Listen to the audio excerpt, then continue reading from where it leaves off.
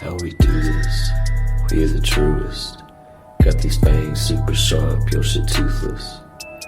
Cold hearted, yeah we ruthless.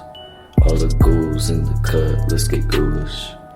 In the graveyard, acting foolish. Finna dance with the devil to no music. Cold hearted, yeah we ruthless. All the ghouls in the cut, let's get ghoulish.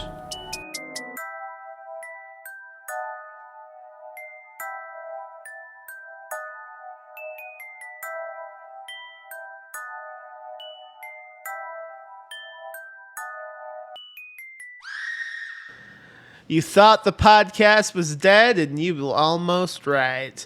But as frequent listeners know, what dies comes back to life, baby. Just like me. Hello, I am Max Booth, an undead host, and you are listening to an undead podcast. New episode right now with Laurel Hightower talking about ghosts and hauntings and I think bees at one point. I can't recall anymore. We're doing this episode to celebrate the recent publication of Phil's new novel through Ghoulish Books, The Day of the Duel. It is a book about ghosts and families and just awful moms and reality TV. It's a great book. People seem to love it. You know why they love it? Because it's pretty fucking good. We're talking about that book today on the episode. So if you're interested in picking it up, but you want Phil to tell you a little bit more about it, this is the episode to listen to. Well, maybe you already read the book and you want to just listen to the author talk about the magnificent book you just read. This is also the podcast to listen to. No spoilers, nothing like that. It's a clean, family fun conversation about ghosts. Get The Day of the Duel at ghoulish.lip. That's RIP. We don't do comms at Ghoulish. We'll get it any place else you buy books. I recommend some indie bookshop if you can do it. Amazon should be the last resort. It is an evil company that is trying to kill us all. But if that's all you can do, then that's cool too. You know, I don't want to shame you too much. I don't want to shame anybody. Well, I want to shame lots of people, to be honest. Every day I wake up and it's a struggle not to shame not only everybody, but also myself most of all.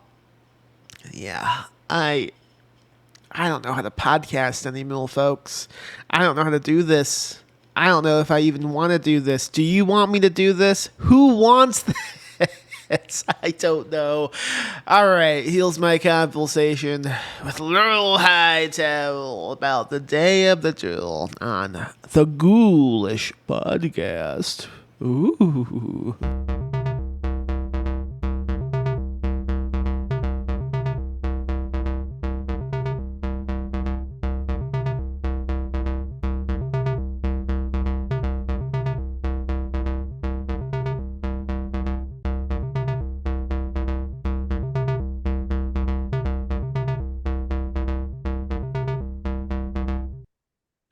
All right, it's happening. It is officially going on. I haven't recorded a podcast in a long time. A podcast where I interview somebody. I don't remember how to do it at all. Do you have any tips?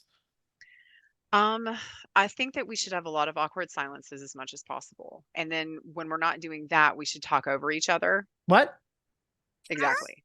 See, you're doing great already. Oh, thank you. I think that's the best way to go. All the podcasts I listen to is just people talking over each other, lots of silences. I used to listen to this one podcast. Whenever the one host had to go pee, he would just leave, and they wouldn't edit that out, and the other host would just kind of like hum until he got back. That's the type of quality I hope to achieve with Ghoulish one day. If I can help in any way with that, I'm on board because if it's already awkward, you can count on me to dial it up to 11. Is that something you try to do, or it just happens? I don't want to brag, but it just happens. Like it follows me wherever I go. Like it's amazing. What is the most awkward experience you've ever had? Oh my God. This question right now. Because my God, so much awkward. Um, I don't know. I don't think I can pin it down, but like it again, it does usually like I'm constantly trying to avoid awkwardness. So like Hmm.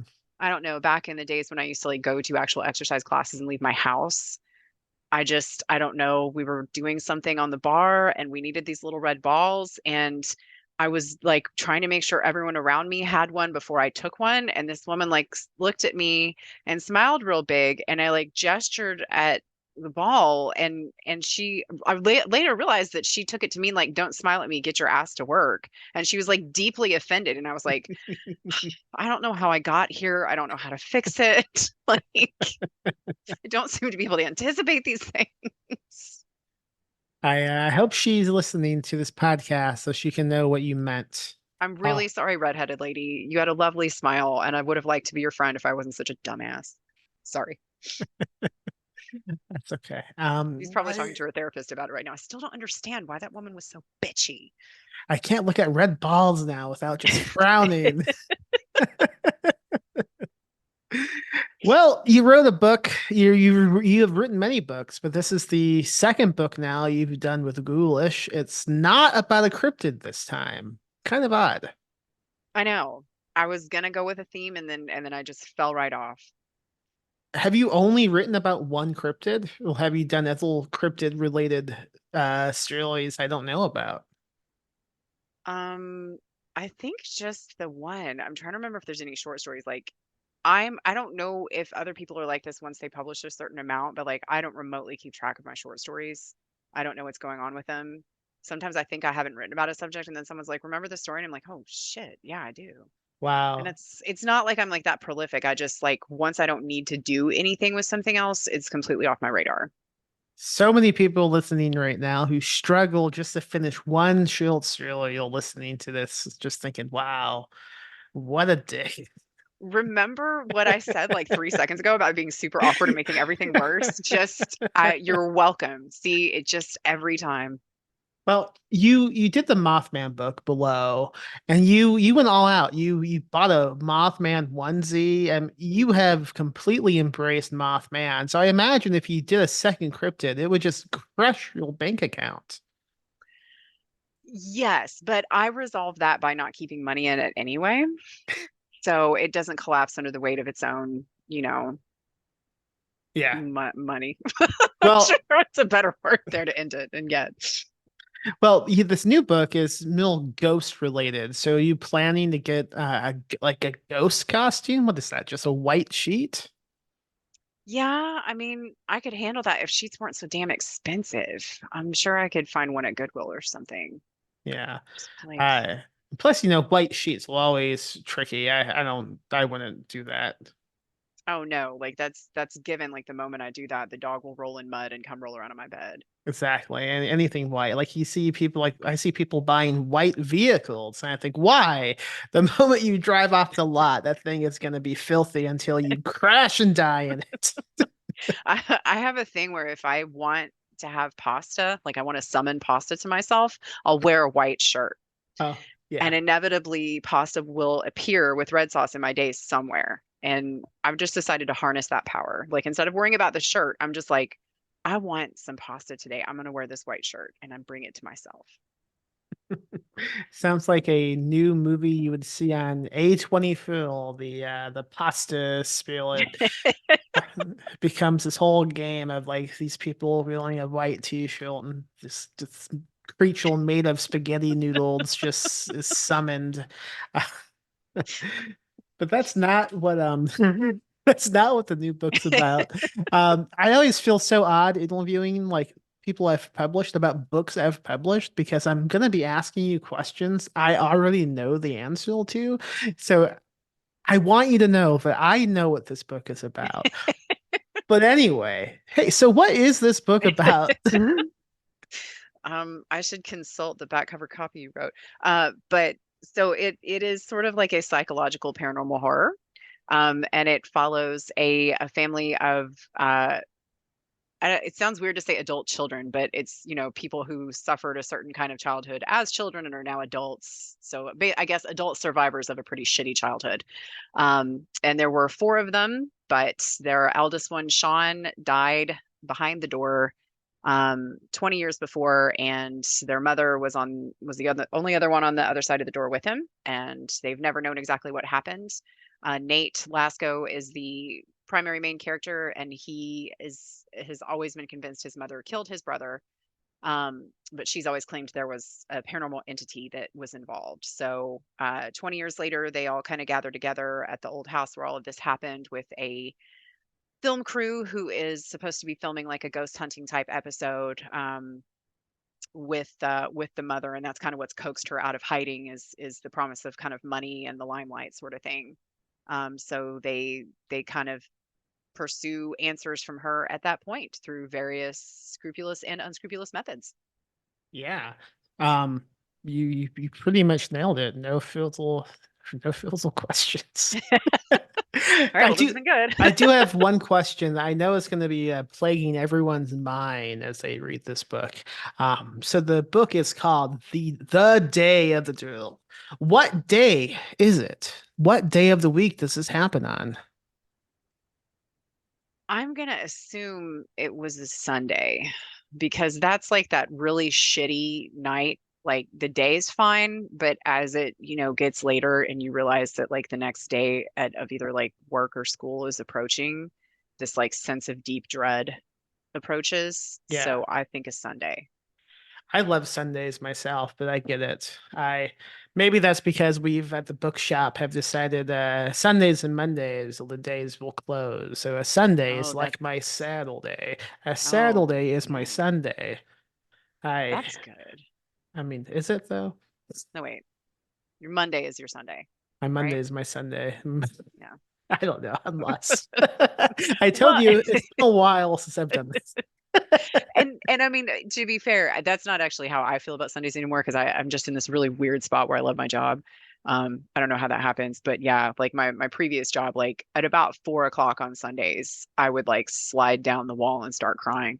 So I'm just gonna I'm gonna imbue that day with. Yeah.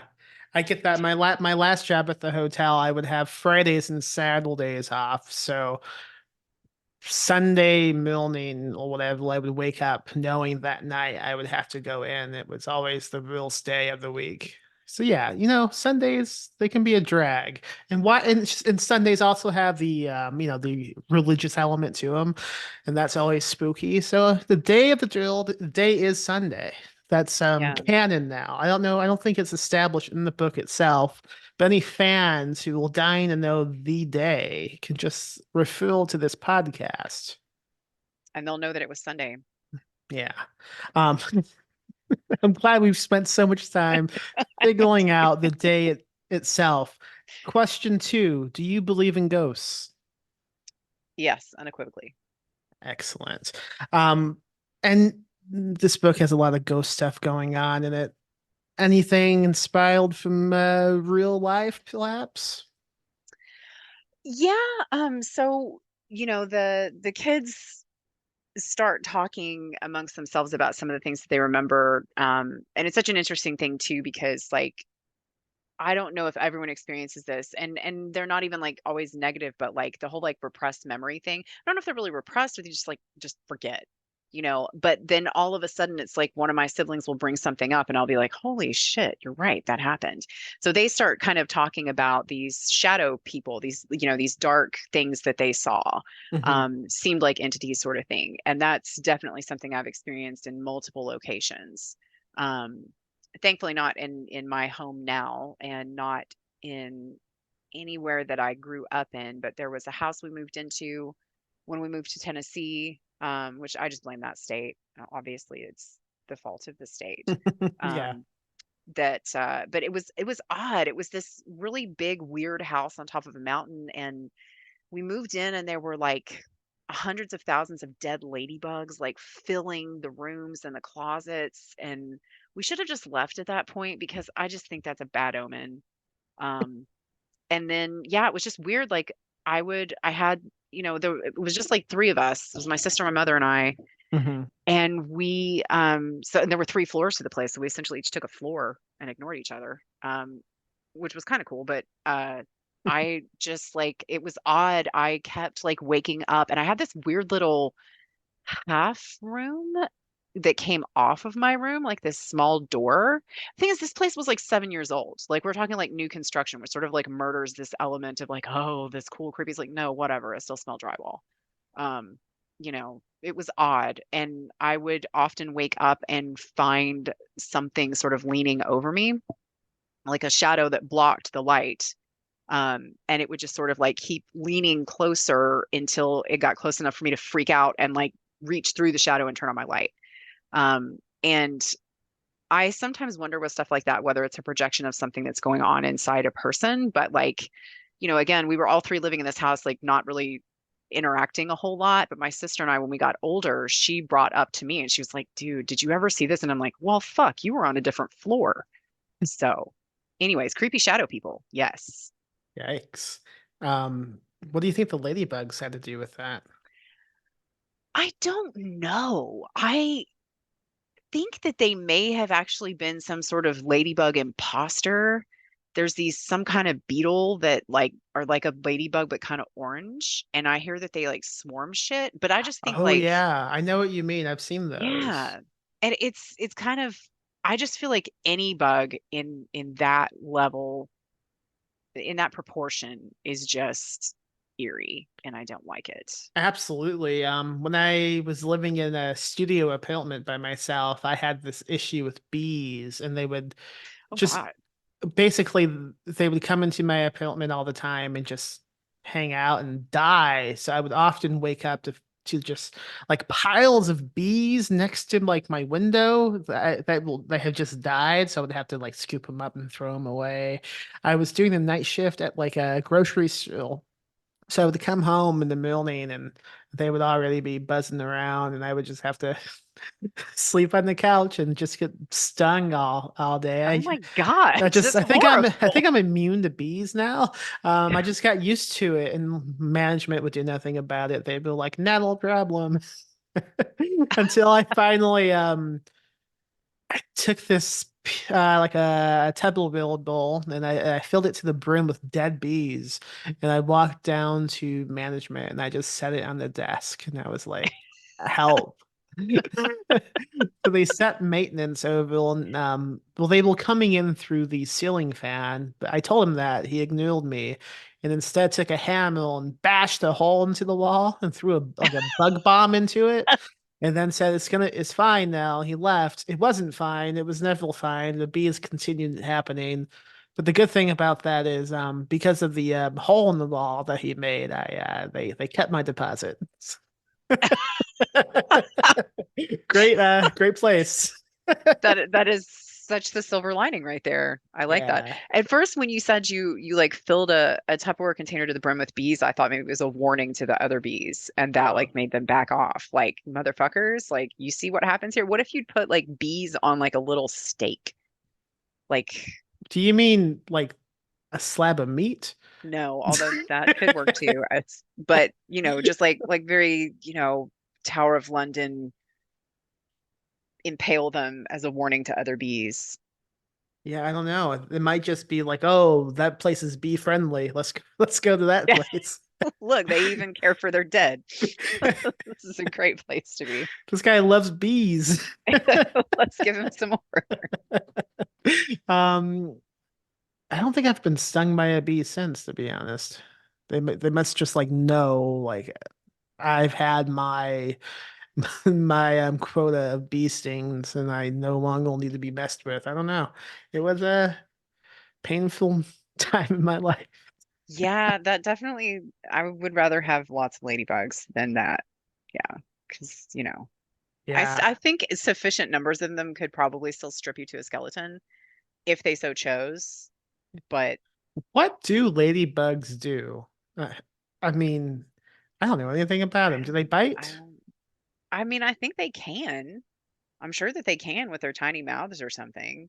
I wonder how they became like a symbol of good luck. I don't know what the story is with that. Maybe because they don't like actively make people itch. or horrify us. I don't know. I don't I know. feel I like know. spiders get a bad rap, but Yeah. Well, they should, to be honest. I've been bit by many spiders. Well, not you're friends of mine. you're in Texas. You're all spiders are like wearing cowboy hats and carrying guns. Like I'm Just going pew pew, shooting. it's just They have 8 guns. I'm also imagining a bandana around the chin. I don't know. Do spiders well, have that makes them heads? cute. That makes them Pretty so cute. adorable. Yeah. Uh, do you watch a lot of the those ghost hunting shows? I would assume you at least have done some research into them because the ghost hunting show in the book felt pretty believable. Yeah, I'm a big fan of ghost hunting shows. I don't like religiously watch them, and I'm a little bit picky on them just because I don't like the ones that are like disrespectful. Um, like there's some where they're just like kicking the door and be like, "Hey, heard this is where you got meat in the nuts. Let's talk about that. How's your nads?" And I'm like, God, stop. Like he's dead and stop what are you doing? Like I don't know. Like I'm into ghost hunting. I think it's fun. I think probably most of it is either staged or like, oh my God, something moved slightly in the peripheral. Did you see it? No, because your camera wasn't on it.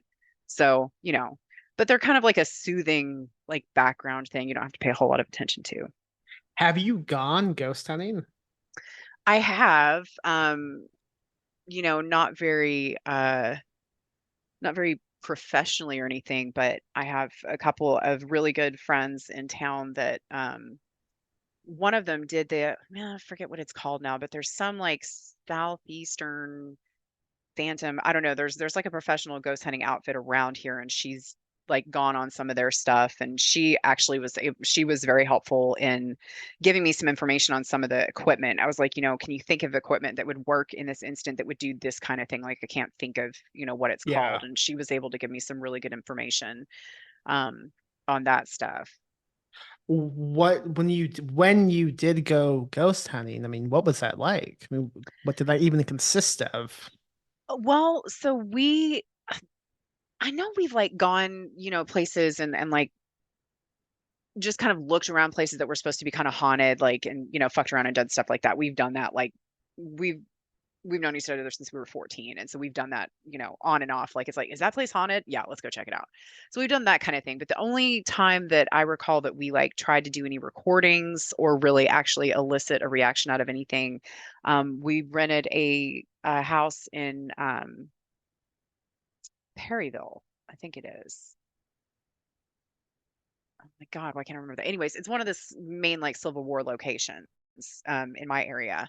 And there's a big like battlefield there, and the town is like very old, and a huge number of the structures were at any given time used for, hospitals and that kind of thing. So we stayed in a house, a very old house that had been used as a hospital during the Civil War. Um, and we waited until late and we did some ghost hunting. But then we realized we were fucked because then we tried to go to bed and I was like, oh no, this sucks. Like I don't, and the two of them, like I'm like super high maintenance. Like I can't sleep in a room with like anyone else. Um, and so I was like, well, I'm going to take this bedroom here. And they were like, fuck that. We're going to bunk together. So they stayed like in one place. And I believe they actually got some sleep. I just ended up, I was like, I kept turning the light off and be like, oh my God, it's right there, isn't it? It's like over my bed. Oh my God. So yeah, it was That's great. fun. And the next day we did some more and we actually did get a little bit of EVP in one of the rooms. It sounded like a man who was kind of talking to us. Any idea what he said? I think my friend said it sounded like he was, I can't remember if he said like it was some kind of greeting, but it was a little bit like okay, now we're done here kind of thing. And we were like, okay, yes, we are. Okay, bye. Like it didn't seem like malevolent at all, but it did seem like I prefer it quiet in here. Stop talking, which I can absolutely respect. That's how I usually greet people. So I do understand when you will doing the research into like the technology of it all. Any like surprising bits you discovered? Like what did you read about what is the trap in the book called? A Jacob's Oh, Ladder. the Jacob's Ladder. Yeah, yeah. So my friend was the one who pointed me towards that. And it's interesting because like I had heard that like, air purifiers, ionizers could be used sometimes to increase spiritual activity. Essentially it's putting something out into the atmosphere that they can latch on to, which I thought was interesting. And this sort of like just ups that significantly. It's about I think it's about, using the electrical current there. And, if you want to think about it in terms of like ghosts or revenants are energy, they're leftover energy. But they generally don't have enough to, make themselves certainly not as visible as a living human being, or, affect the environment as much as one. But if you put something out that they're able to kind of like latch onto, and utilize, it ostensibly can, considered to be increase the activity. Which I mean, in a nebulous way, kind of makes sense to me. I don't know. Yeah. I believe in ghosts. I don't know how much that kind of thing works, but I'm interested in it. But I'm also like a little bit like, for someone who ghost hunts and is all about it, like I am kind of careful about how I mess with stuff like that, because I don't particularly want to open a door to something that I can't close. So you would not want to be possessed. No, Yeah. unless I could Unless. like, well, I mean, like, imagine if it's somebody I could just sort of like trade it in out with, like, be like, God, Jesus, I did not sleep at all. Can I sleep in the head for today? And you go do this. All right, girl, I got you. Like, Yeah. that's the kind of thing I'd be okay with. But I would probably get some like ghosts that wanted me to do shit all the time, or, Yeah. A lot of evil bidding, like oh no, my I spent I was up all night doing crypto. You would get the one crypto bro ghost, and that would oh be God, I awful. know. Oh man, talking about AI all day. Oh no, I bought a Tesla. Oh God, no. I forget. Will you when you came to do the Ghoulish Book Fest, did you do those ghost walks with us? I did the one the first year, yeah. Okay. This year I managed to pull a hammy by standing still at a children's birthday party shortly before I came, and I was like, that's probably not a great idea. So, It was a good idea not to do it because I don't know if you saw we all got drenched. It kind of sucked. oh yeah, that's right. Teresa did say something about that. It was kind of odd because at the very end of it, the guy who was leading it, he goes, and that concludes the night. And as soon as he said that, a loud boom of thunder happened, and it just began fucking coming down so hard. It was like he planned it somehow. He had been holding the weather back, Yeah. and then at that point he no longer could. It was like a 1.5 mile walk back, and it was raining so Oh hard my, against us as we were walking. Like oh, I drove home, and when I got home, I took my clothes off and just like wrung them over the bathtub, and it was just it was pretty awful. So so I think yeah, you did a good thing by not doing it that time. does seem like Um, the good choice. Anything else you want people to take away with this book? I mean, what do what do you hope people have with this book? That's a question. Well, what do you hope for in this book? What are your hopes and dreams? Um, I would kind of, so, part of the genesis of this had to do with like I was watching some of these like ghost recreation type shows where people were talking about the experiences that they had in childhood, and or, like if they lived with roommates, sometimes they just get together and be like, let's talk about, this shit that happened. And there's usually like one main speaker, and then, the people around them are the ones who were in the house, or, who experienced some of the same things, and some of them have to do with like a claimed possession.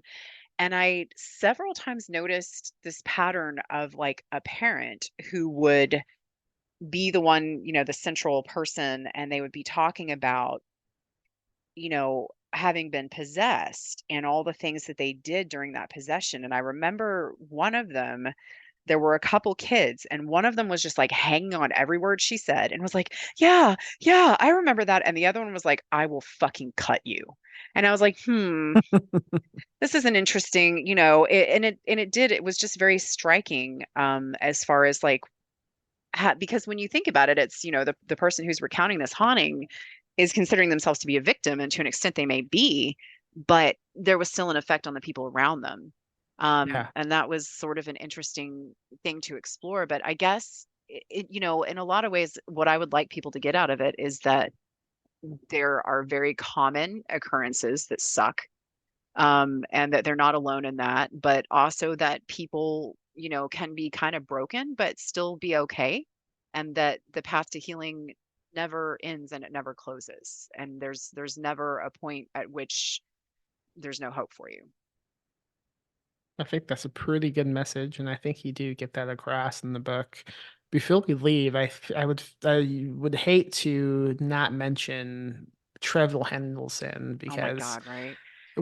can you just explain this odd phenomenon we have going on with him and the books you write? I don't quite understand it anymore.